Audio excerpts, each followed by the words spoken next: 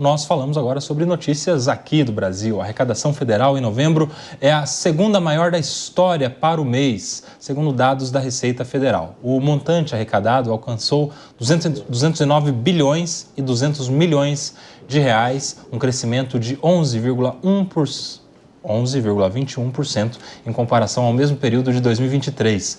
No acumulado de 2024, de janeiro a novembro, a arrecadação federal somou 2,390 bilhões de reais. De acordo com chefes da Receita, o crescimento se deve a uma combinação de fatores macroeconômicos e tributários, como o retorno da contribuição do PIS/COFINS sobre combustíveis e o aumento da arrecadação com o imposto de renda de pessoa jurídica. Veja só, recordes no dólar, recordes nas questões econômicas, inclusive na arrecadação. O governo não vai mal, Ana Beatriz. O governo está arrecadando e caixa lá em cima.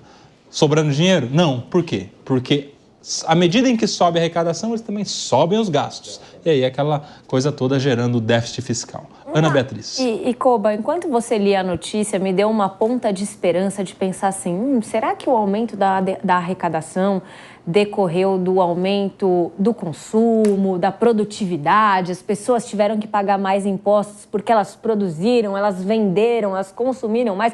Mas não foi bem isso.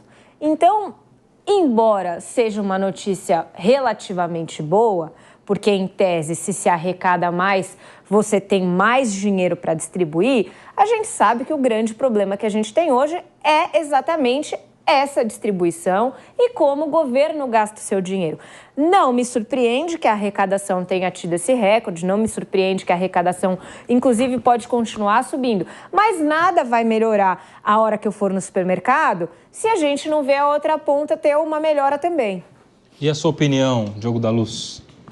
Eu acho muito triste quando a gente tem essa lei do esqueleto fiscal, né, que diz que conforme aumenta a arrecadação, tem que aumentar a despesa do governo. Ele colocou o sistema num beco sem saída, quer dizer, então vai sempre gastar mais, como se o gasto do governo fosse a solução para tudo. E, logicamente, não é a solução.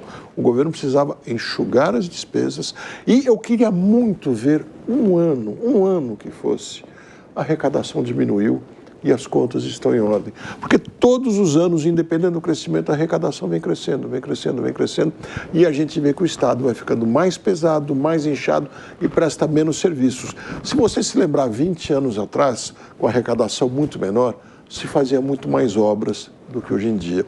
Se você olhar 40 anos atrás, muitíssimo mais. O que acontece é que a arrecadação, e já tenha logo em seguida o compromisso de mais despesa, significa só uma coisa: não vai sobrar dinheiro nem para pagar os juros. É a mesma coisa que você gastar antes de receber o salário. Não tem como dar certo isso. Sabe o que eu fico pensando, Guilherme Mendes? Arrecadação batendo recordes, né? Atingindo aí 209 bilhões só em novembro do ano passado. A notícia é de novembro porque as contas vão fechar. Eles fazem o fechamento, depois a gente tem acesso aos dados só agora, né? Começando o ano. Então não é notícia antiga, a notícia é de agora. Agora que a gente tem essas informações. E a arrecadação lá em cima, o que a gente pensa? Opa, entrou muito dinheiro, significa que agora vai ter mais educação, agora eles vão investir mais em segurança, agora eles vão investir em infraestrutura. Mas não é o que a gente está vendo. A gente não está vendo este aumento de arrecadação se traduzir em benfeitorias para os pagadores dessa arrecadação, para os pagadores desses tributos. Você concorda comigo, Guilherme Mendes, ou você vê por outros olhos? Você está enxergando o país das mil maravilhas, aqui nós vivendo em um Brasil onde não falta nada, onde a arrecadação é bem gerenciada, administrada. Eu acho que a percepção, talvez, das entregas tenha mudado um pouco. O que o Diogo falou, e isso é bem verdade, quando a percepção do que era atuação governamental se media com obras, de fato, talvez hoje, até porque grande parte da nossa estrutura cresceu, a gente perceba que não há tantas obras, ou não há obras do tamanho como nós já tivemos, estradas, usinas como Angra, ou então termoelétricas como Itaipu, grandes obras que na década de 70 faziam a gente ter a sensação de que o Estado estava de fato entregando muita coisa para os seus administrados. Mas existem outras pequenas entregas que a gente não percebe. Hoje, quando uma menina tem um problema e menstrua numa sala de aula e recebe um absorvente, isso é uma entrega do Estado. Quando você vai ali na Praça da República e recebe um copinho de água ou então um cobertor para um morador de rua, quando a temperatura está alta ou então está extremamente baixa, isso é um serviço. Quando você que está em casa recebe o seu filho lá o pé de meia para ele continuar estudando, isso é uma entrega governamental. Os serviços hoje são totalmente diferentes. O amparo, embora ainda muito carente daquilo que a população, sobretudo a mais pobre, recebe do Estado, não dá para comparar com anos antecessores, década de 90 até mesmo início dos anos 2000. Esse é o estado de bem-estar que o Brasil precisa perseguir.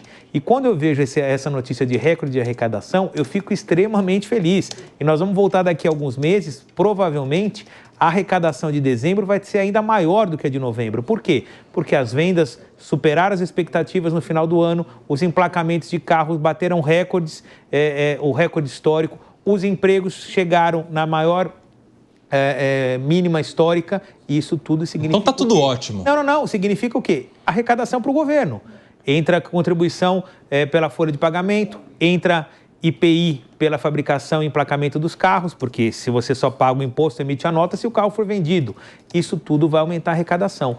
E que bom que o governo brasileiro, primeiro a Receita Federal está fazendo bem o seu trabalho e está arrecadando muito. Agora vem a segunda parte da equação, Kobayashi, como você bem falou, melhorar a aplicação desses recursos para que as entregas sejam sentidas de uma forma mais efetiva pela população que, sobretudo, precisa da água, do cobertor, do absorvente, da passagem de ônibus.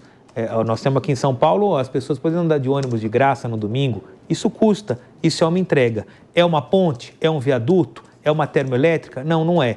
Mas é melhoria para a qualidade de vida da nossa população. A gente não vê como a gente assiste quando passa por uma obra ou então por um viaduto. Mas, com certeza, aquele que faz uso desse serviço percebe que a sua vida melhorou um pouquinho, ainda que seja muito pouco. Quer complementar algo, Diogo da Luz? Você concorda? Não, só dizer que nós temos mais de 11 mil obras paradas no Brasil. Ou seja, o governo desperdiça todo o dinheiro que arrecada, porque ele está falando em fazer novas obras, pequenas ou grandes, vai abrindo outras, mas não termina praticamente nada. 11 mil obras paradas no país, obras federais.